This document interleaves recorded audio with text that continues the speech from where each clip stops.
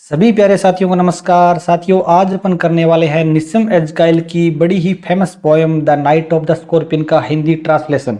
साथियों, इस पोएम में जो पोइट है या जो नरेटर है वो अपने बचपन की एक इंसिडेंट बताता है कि जब उसकी माँ के एक बिच्छू ने काट लिया था। तो let's start the journey. I remember the night my mother was stung by A scorpion. मुझे वो रात याद है जब मेरी माँ के एक बिच्छू काट गया था। 10 hours of steady rain had driven him to crawl beneath a sack of rice। 10 घंटों की जो लगातार जो भारी बारिश हो रही थी उसके कारण वह जो स्कॉर्पियन है वो एक चावल की बोरी के नीचे रेंग कर आ गया था। Parting with his poison flash of diabolic tail in the dark room he risked the rain again. Parting with his poison यानी जहर छोड़ने के बाद, जहर से अलग होने के बाद, यानी माँ के काटने के बाद, flash of diabolic tail in the dark room, बस उसका एक बार अंधेरे जो कमरा है, अंधेरा कमरा है यानी रात्रि का समय है, उसमें उसका एक बार जो उसकी पूंछ है ना, मुड़ी हुई जो पूंछ है उसकी, उसका एक बार उसको झलक दिखी थी। ही रिस्क द रेन अगेन, और बाद में वापस जब उसको ढूंढने की कोशिश की गई तो वापस वो बाहर बारिश में चला गया रिस्क लेकर। The peasants came like swarms of flies and buzzed the name of God 100 times। जब किसानों को इस बारे में पता चला कि मेरी माँ के डंक मार गया है बिच्छू काट गया है, तो पीजेंट्स क्या है, एक मधुमक्खी के झुंड की तरह आए और उन्होंने भी क्या है, भगवान का सैकड़ों बार नाम लिया, यानी उन्होंने प्रेयर की। With candles and with lanterns throwing giant scorpion shadows on the mud-baked walls, they searched for him, he was not found। उनके पास कैंडल्स थी, उनके पास लालटेन थी, और उनकी लालटेन और कैंडल्स की रोशनी से रात को जो उनकी कच्ची दीवारें थी, हमारे घरों की जो कच्ची दीवारें थी, उन पे बड़े बड़े स्कॉर्पियन के क्या बन रहे थे, छाया बन रही थी, शेडो बन रही थी रात को उस रोशनी के अंदर। किनकी? उन विलेजर्स की। They searched for him he was not found. उन्होंने सर्च भी किया उसको, स्कॉर्पियन को, लेकिन वो बिच्छू नहीं मिला। दे क्लिक्ड दियर टंग्स, अब उन्होंने अपनी जुबानें चलानी शुरू कर दी, यानी बातें करनी शुरू कर दी।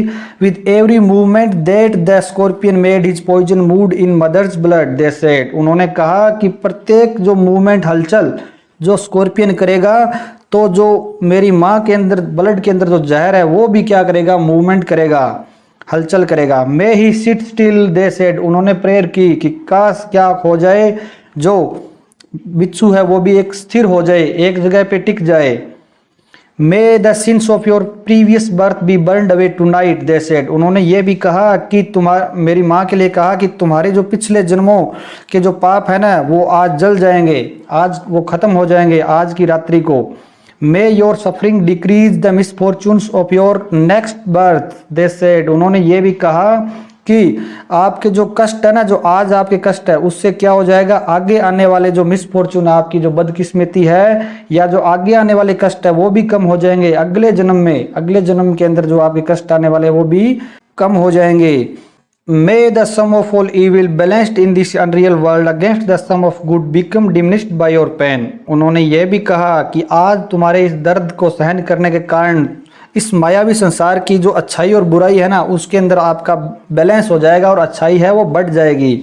May the poison purify your flesh of desire and your spirit of ambition, they said। उन्होंने ये कहा कि यह जो जहर है ये आपकी शारीरिक जो इच्छाएं हैं उसको भी शुद्ध कर देगा, और तुम्हारी जो आत्मीय, जो आत्मा की जो महत्वाकांक्षाएं हैं, स्पिरिट की जो एम्बिशन है वो भी आपकी प्योरीफाई हो जाएगी।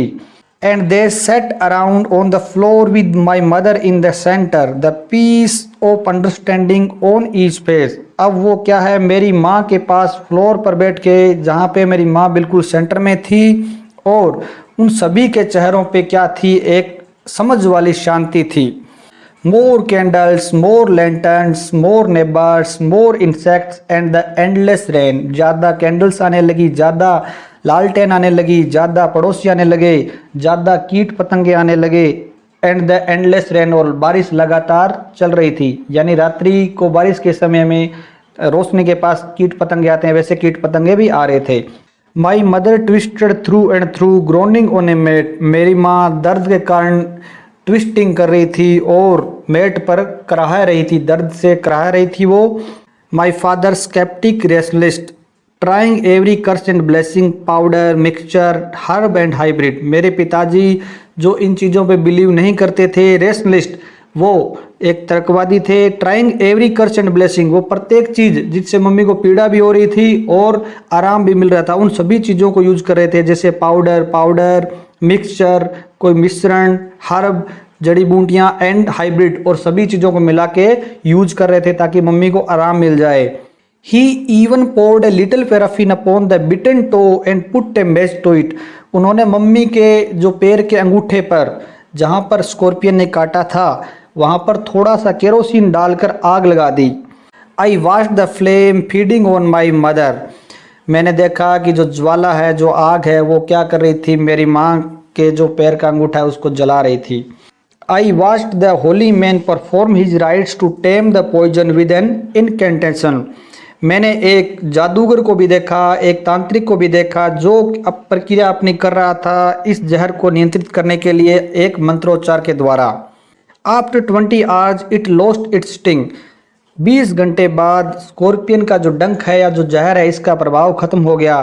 इसके साथ ही साथियों मैं बताना चाहूँगा आपको कि अगर आप यह जानना चाहते हैं कि इस पोएम के अंदर कौन से लिटरेरी डिवाइसेस का यूज हुआ है, कहाँ यूज हुआ है और इसका थीम क्या है, इसकी एनालिसिस पूरा अगर आप देखना चाहते हैं तो आप आई बटन पे क्लिक करके या आप डिस्क्रिप्शन में एक इम्पोर्टेंट सेशन है अपने चैनल पर डाला हुआ, वो ज़रूर देखें। नेक्स्ट लाइन पढ़ने से पहले एक छोटी सी गुजारिश कि वीडियो को लाइक और चैनल को सब्सक्राइब करना न भूले साथियों। My mother only said thank God the scorpion picked on me and spared my children.